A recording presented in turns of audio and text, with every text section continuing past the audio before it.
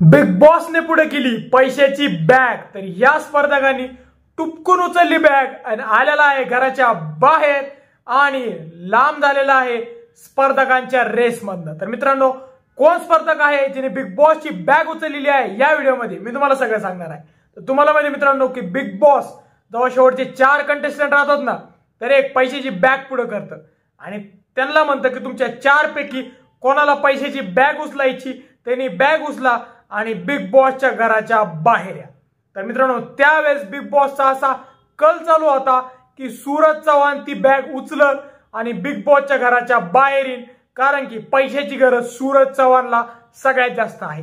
पण मित्रांनो, news big बॉसच्या घरातून अशी आलेली आहे की सूरज चव्हाणनी नाही तर जान्हवी किल्लेकरनी बिग बॉसची ती बॅग उचललेली आहे आणि ती आलेली आहे बिग बॉसच्या घराच्या बाहेर। हो मित्रांनो, तुम्ही बरोबर ऐकलं, सगळ्यांना वाटत होतं की सूरज चव्हाण ती बॅग उचलेल आणि कारण की त्याला बंगला बांधायचा होता आणि तो घराच्या बाहेर येईल, पण तिथं जान्हवी किल्लेकरला पण माहित होतं की ती काय शो जिंकणार नाहीये, त्यामुळे ती जी 8 का 8.5 लाखाची बॅग होती जान्हवीनी उचलली आणि ती घराच्या बाहेर आली। त्यावर मित्रांनो, जे बाकीचे स्पर्धक होते त्यांनी पण तिला कॉंग्रॅच्युलेशन्स केलं, कारण की जान्हवीनी डोक्याने गेम खेळलेला आहे। जान्हवीला माहित होतं की सूरज चव्हाण पुढे, अंकिता पुढे आपण जिंकू शकत नाही आणि अभिजित चव्हाण पुढे पण आपण काही टिकणार नाही, त्यामुळे आपल्यासाठी हेच चांगलं आहे की पैशाची बॅग उचलणे आणि बिग बॉसच्या घराच्या बाहेर येणे। तर मित्रांनो, तुम्हाला काय वाटतं, जान्हवीच्या फॅन्सला काय वाटतं की जान्हवीनी जे